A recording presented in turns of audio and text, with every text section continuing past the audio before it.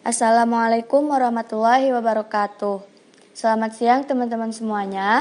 Kami dari kelompok 6 yang beranggotakan 5 orang akan membahas materi ketiga mata kuliah Ekonomi Makro Islam, yaitu tentang fungsi pengeluaran konsumsi agregat dalam ruang lingkup ekonomi Islam. Di sini kami membaginya ke dalam 4 pembahasan. Langsung saja, pembahasan yang pertama yaitu pengertian konsumsi dalam Islam yang akan dibahas oleh Saudari Reva Anugrah. Pembahasan yang kedua yaitu prinsip-prinsip konsumsi dalam Islam yang akan dibahas oleh Saudara Dede Burhan. Pembahasan yang ketiga yaitu faktor yang mempengaruhi pengeluaran konsumsi agregat yang akan dibahas oleh saya sendiri yaitu Mutiara Indiastri. Yang pembahasan keempat yaitu fungsi konsumsi yang akan dibahas oleh Saudara Gani dan Saudara Arofi. Langsung saja kepada teman-teman semuanya, silakan menyimak. Pengertian konsumsi. Konsumsi berasal dari kata bahasa Inggris yaitu to consume yang berarti memakai atau menghabiskan.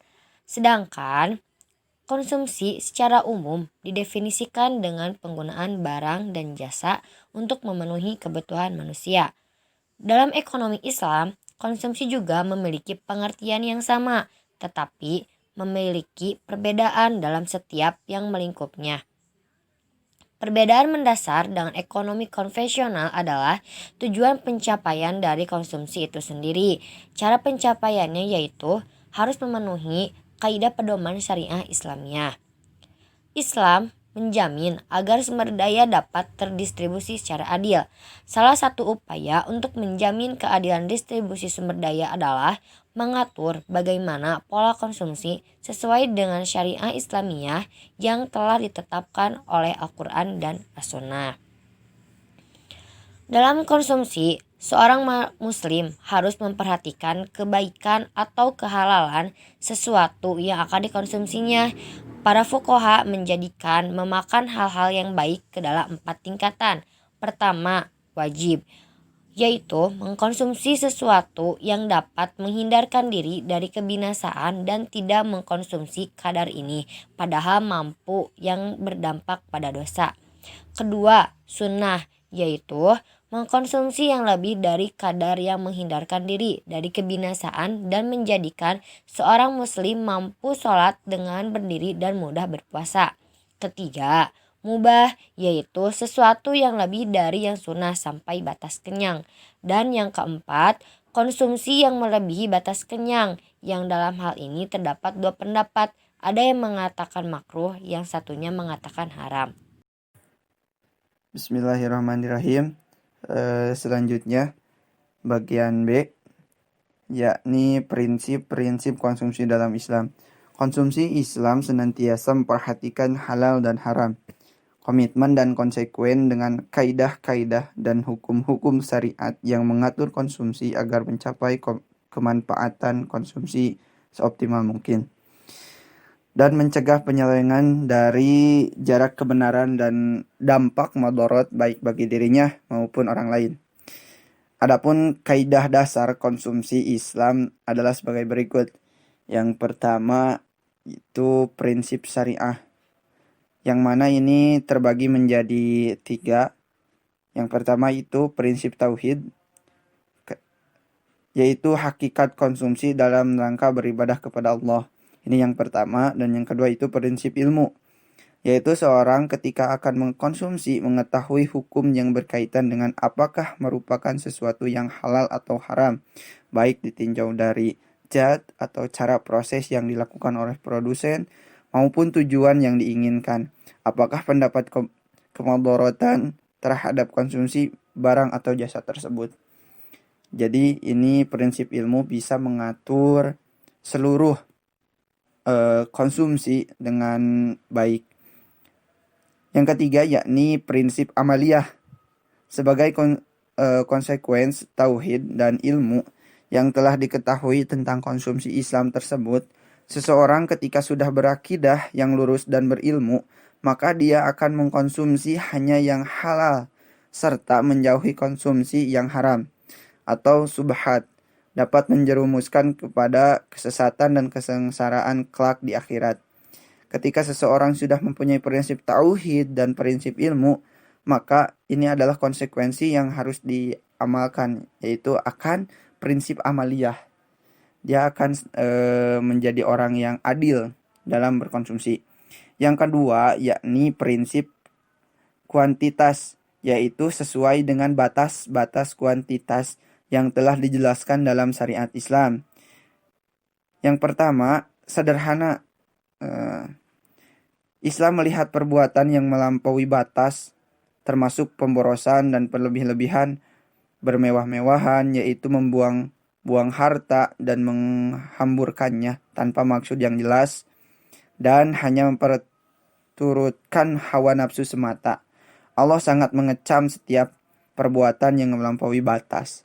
Ini yang pertama itu sederhana, jadi Allah akan membenci orang-orang yang melampaui batas. Sebagaimana firman Allah dalam surat Al-A'raf ayat 31 yang artinya, "Hai anak Adam, pakailah pakaianmu yang indah setiap memasuki masjid. Makan dan minumlah dan janganlah berlebih-lebihan. Sesungguhnya Allah tidak menyukai orang-orang yang berlebihan." Ini sangat jelas ya, kita harus sederhana, jangan berlebih-lebihan. Yang kedua itu sesuai antara pemasukan dan pengeluaran. Artinya, dalam mengkonsumsi harus disesuaikan dengan kemampuan pemasukan seseorang dalam pendapatnya. Income dan expenditure harus diatur oleh suatu anggaran dengan perhitungan yang cermat. Jadi ketika kita pengeluaran, kita harus sesuai dengan pemasukan kita. Jangan terlalu tidak sesuai antara pengeluaran dengan pemasukan. Yang ketiga itu menabung atau investasi. Manusia harus menyiapkan masa depannya karena masa depan merupakan masa yang tidak diketahui keadaan nantinya. Oleh sebabnya, semua kekayaan digunakan untuk konsumsi, tapi juga disimpan untuk kepentingan pengembangan kekayaan. Jadi kita itu harus menyiapkan masa yang akan datang dengan menabung atau berinvestasi.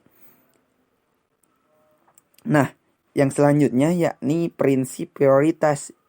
Ini yang ketiga ya, yaitu prinsip prioritas, di mana memperhatikan urutan kepentingan yang harus diprioritaskan agar tidak terjadi kebutuhan, seperti kebutuhan primer, sekunder, tertier. Nah, ini adalah kebutuhan-kebutuhan yang harus diutamakan. Kebutuhan primer, yaitu konsumsi dasar yang harus terpenuhi agar manusia dapat hidup dan menegakkan kemaslahatan dirinya di dunia dan di akhirat. Ini primer itu seperti sandang, pangan, papan, ya seperti itu. Sekunder yaitu konsumsi untuk menambah atau meningkatkan tingkat kualitas hidup yang lebih baik. Misalnya konsumsi madu, susu dan sebagainya. Ini adalah tambahan dari atau pelengkap dari primer ya. Tertier yaitu memenuhi konsumsi manusia yang jauh lebih membutuhkan ya. Ini tambahan-tambahan dari primer dan sekunder. Selanjutnya yaitu prinsip sosial, yaitu memperhatikan lingkungan sosial di sekitar sehingga tercipta keharmonisan hidup dalam masyarakat. Ini ada prinsip sosial ini memperhatikan keadaan sosial atau lingkungan. Ini terbagi menjadi 3, di antaranya kepentingan umat, yaitu saling menanggung dan menolong, sebagaimana bersatunya suatu badan yang apabila sakit pada salah satu anggotanya, maka anggota badan yang lain juga harus akan merasakan sakit. Ini adalah kepentingan umat. Ini adalah prinsip Islam. Yang kedua, keteladanan, yaitu memberikan contoh yang baik dalam berkonsumsi, apalagi jika dia adalah seorang tokoh atau pejabat yang banyak mendapat sorotan dari masyarakatnya. Ini sangat ini adalah dakwah ya. Yang kedua ini adalah jadi seorang itu harus menjadi teladan yang baik bagi orang lain. Yang ketiga yakni tidak membahayakan orang, yaitu dalam mengkonsumsi justru tidak merugikan dan memberikan mudarat ke orang lain seperti merokok dan yang lainnya. Yang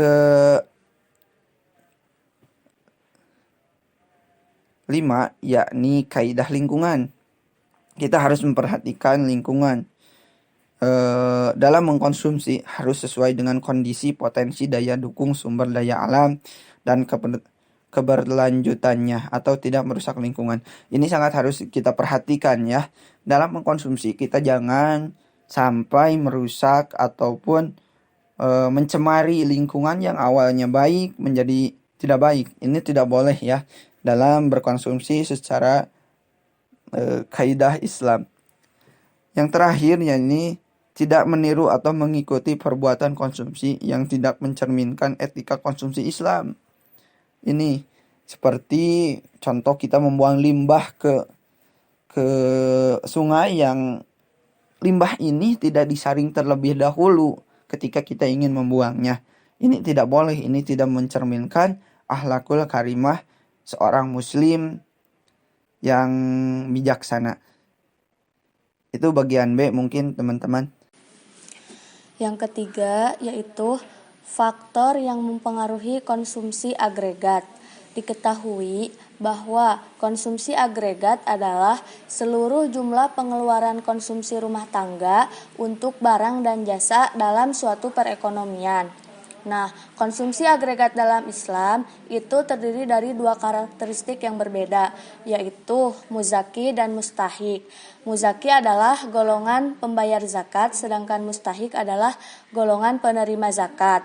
Adapun faktor yang mempengaruhi konsumsi agregat, yang pertama yaitu pendapatan rumah tangga. Pendapatan rumah tangga ini akan berpengaruh terhadap pengeluaran konsumsi agregat. Karena semakin tinggi pendapatan yang diperoleh rumah tangga, maka pengeluaran konsumsinya juga akan semakin tinggi. Dan begitu pun sebaliknya, apabila pendapatan rumah tangga itu rendah, maka pengeluaran konsumsinya juga rendah pula. Yang kedua, faktor yang mempengaruhi konsumsi agregat yaitu kekayaan rumah tangga dan harga. Kenapa? Karena 1. Jika tingkat harga mengalami kenaikan dengan kekayaan rumah tangga yang tetap, maka pengeluaran konsumsi akan turun. Yang kedua, jika tingkat harga mengalami penurunan dengan kekayaan rumah tangga yang tetap, maka pengeluaran konsumsi akan naik. Yang ketiga, jika tingkat harga mengalami kenaikan dengan kekayaan yang juga mengalami kenaikan atau meningkat, maka pengeluaran konsumsi itu akan tetap. Jadi, apabila tingkat harga naik, kekayaan rumah tangga tetap, konsumsi menurun. Tingkat harga menurun, kekayaan rumah tangga tetap, konsumsi naik. Namun jika dua-duanya mengalami kenaikan, maka pengeluaran konsumsi itu akan tetap. Yang ketiga yaitu tingkat suku bunga. Tingkat suku bunga ini akan berpengaruh terhadap pengeluaran konsumsi agregat. Dan ini akan berhubungan dengan aktivitas menabung di masyarakat. Asumsinya, apabila tingkat suku bunga tinggi, maka masyarakat cenderung akan meningkatkan kegiatan menabungnya dan pengeluaran konsumsi akan menurun.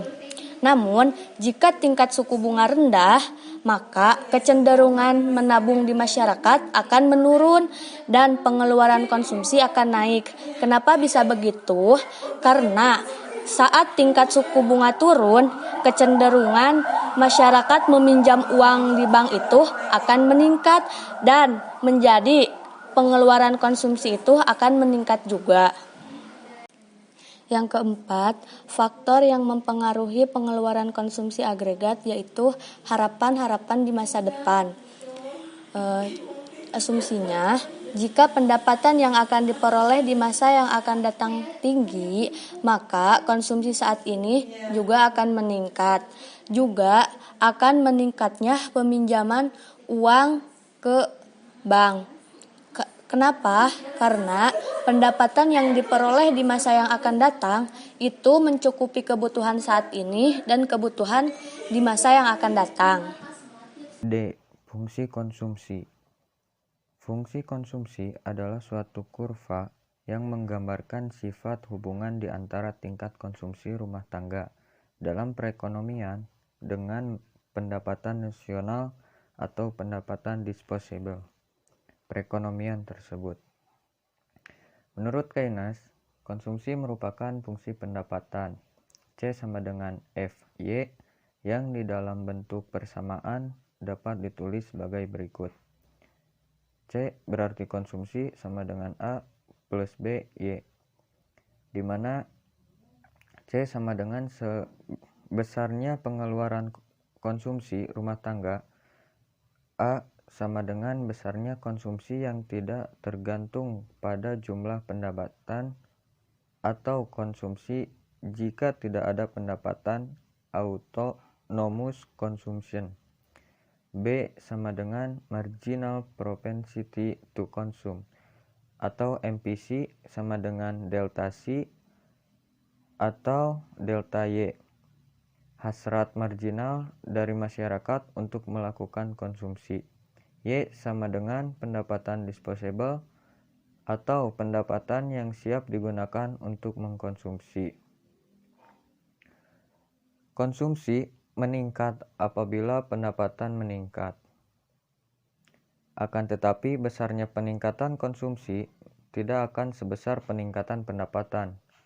Sedangkan pengeluaran konsumsi dengan perubahan pendapatan MPC kurang dari 1 mencerminkan kenaikan pengeluaran konsumsi akan selalu lebih kecil dari kenaikan pendapatan.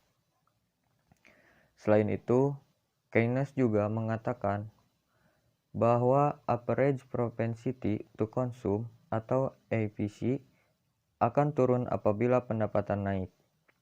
Karena peningkatan pendapatan selalu lebih besar daripada peningkatan konsumsi. Sehingga pada setiap naiknya pendapatan pastilah akan memperbesar tabungan. Dengan demikian, dapat dibuatkan satu pernyataan lagi bahwa setiap terjadi peningkatan pendapatan, maka pastilah rata-rata kecenderungan menabung akan semakin tinggi.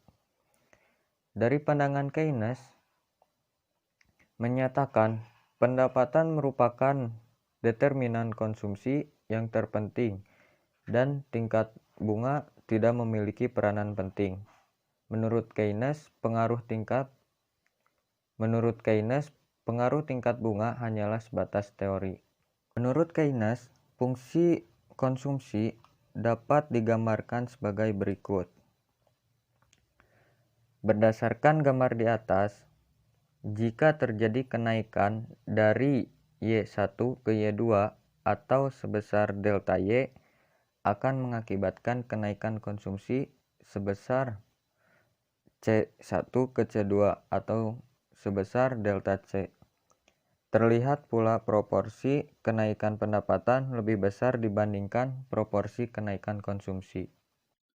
Bismillahirrahmanirrahim. Di sini saya akan melanjutkan penjelasan apa yang sudah dijelaskan oleh Triawan Abdul Ghani, yaitu fungsi konsumsi. Komponen pengeluaran konsumsi yang dilakukan rumah tangga konsumen menurut Khan 1995 juga dibagi atas 2, yaitu konsumsi untuk kebutuhan sendiri for slave dan konsumsi yang dilakukan rumah tangga untuk jalan menuju keridhaan Allah Subhanahu wa taala, yaitu kaus Allah. Dengan begitu, maka rumusnya adalah seperti berikut. C sama dengan A ditambah A Y. Persamaan tersebut hampir sama dengan persamaan untuk fungsi konsumsi yang dikemukakan Keynes. Yang membedakannya pada esensi atau makna yang terkandung ada persamaan tersebut.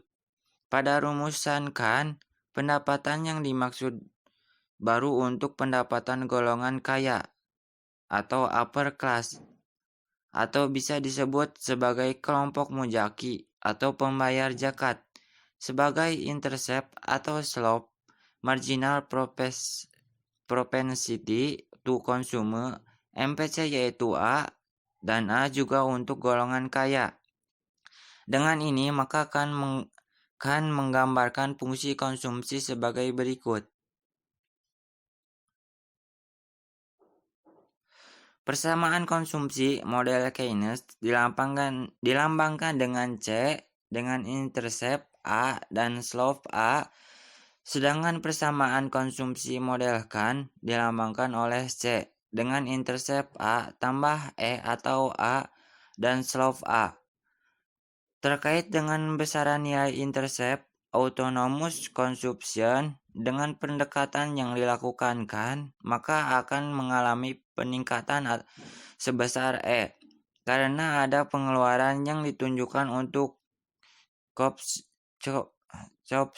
Allah yang besarnya tidak tergantung pada jumlah pendapatan, sehingga besaran intercept dalam model Keynes A nilainya akan berbeda dengan model Kahn. A sama dengan A tambah E.